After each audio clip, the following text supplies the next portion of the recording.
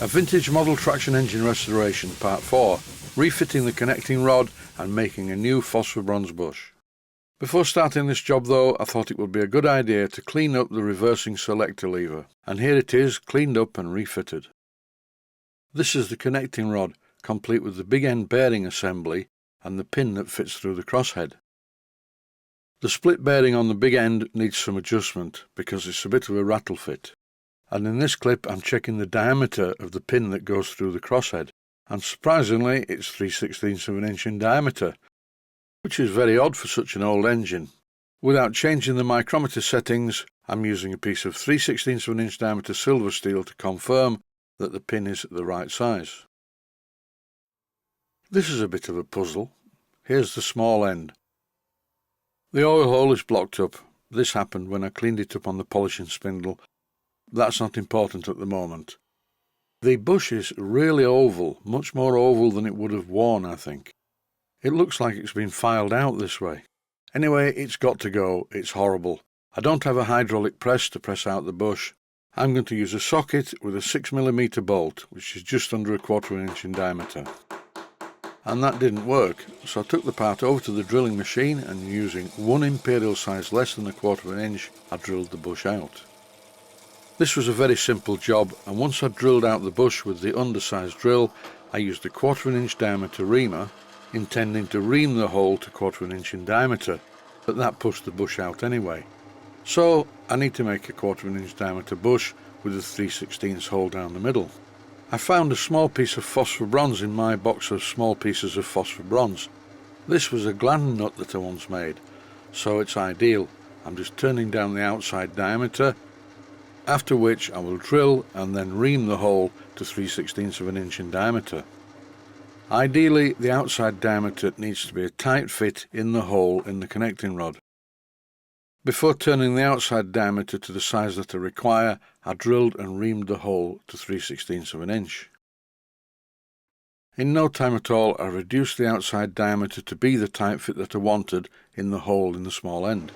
Then I turned the finished part around in the chuck to machine the other end so that the bush was the correct length. This burred over the hole, so I quickly used the reamer to reopen it. This was unnecessary because when I fit the bush into the hole, the entire thing is going to be compressed because this is what's called an interference fit. In this clip, using an old axle box out of my box of old axle boxes, I'm hammering the bush into position using a copper-faced hammer. And now the phosphor bronze is compressed, I need to ream the hole again.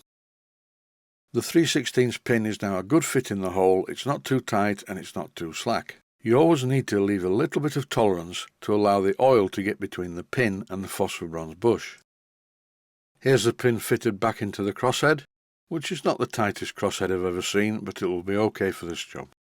Now I need to turn my attention to this split big end bush. It's easy to see which way round it fits because there are some punch marks that line up with each other. For this next job, it's no good doing it on the bench. I need to enlist the help of my surface plate, which I know is perfectly flat. When I hold the split bushes onto the crank pin, they're a rattle fit, so the gap needs closing. So using the coarse wet to dry sandpaper on each end, not just on one side, I remove some of the material. Once again, the big end doesn't need to be a tight fit on this crank pin. So I'm repeating the process on the wet to dry sandpaper, frequently stopping to try the bearings on the crank pin, and finally I'm somewhere near, so I've changed the sandpaper for some fine wet to dry sandpaper. The next part of the job, after thoroughly cleaning the bearings, is to try them in position. I'm going to assemble these parts using plenty of oil. The bearing halves need to be fitted the right way round. The oil hole, all the way through one of them, needs to match perfectly with the hole in the connecting rod. This allows oil from the reservoir to go through into the main bearing. At this stage, I'd just like to mention that this is the first fit. Purposely, I am not making this a tight fit. I like to work with things a little bit loose. Don't forget, this engine is a bit of an old lady and I don't want to stress it out. I tapped in the securing bolt, but no sooner had I done that, I removed it because the oil reservoir was in the wrong place. Also, as I've found before in this engine, the oil hole in the reservoir is fully blocked. So I thought what I would do is just drill everything out slightly and make it a bit bigger. Not all the way through into the crank pin, of course.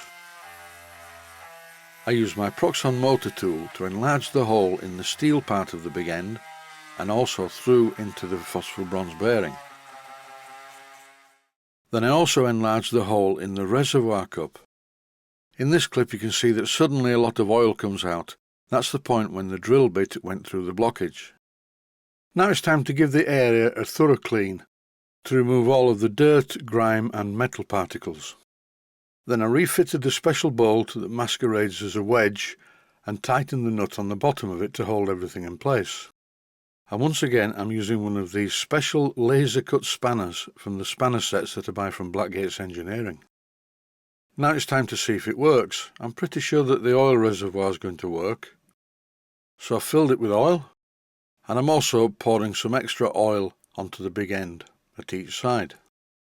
The next part to receive an oiling is the crosshead and then of course the small end. In theory, with the bearings a lot better than they were, the traction engine should run a lot smoother without knocking. But it doesn't feel good. And furthermore, it doesn't sound good.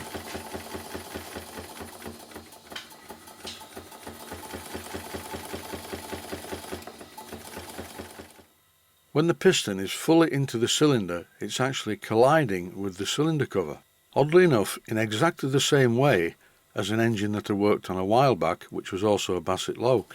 It's quite simple to figure out. There isn't any appreciable play in the small end, and there's not much at all in the big end, although the bearings are a bit slack and I need to put an extra shim in there, but that's not the problem.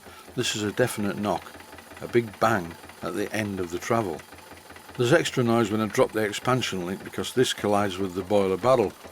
If you watch this clip you'll see it tapping on the cladding. Here's the engine running on the bench in gear, so I thought it would be a good idea to lubricate the gears. I will fix the problem in the next episode. That's it for this one. Stay safe and well, thanks for watching, and I hope you found it useful. Please take the time to visit my Mainsteam Models website and click on the section of the website that says Video Playlists. And by doing that, you can find other videos that you may like to watch. And by using the playlists, you can actually watch the videos back to back.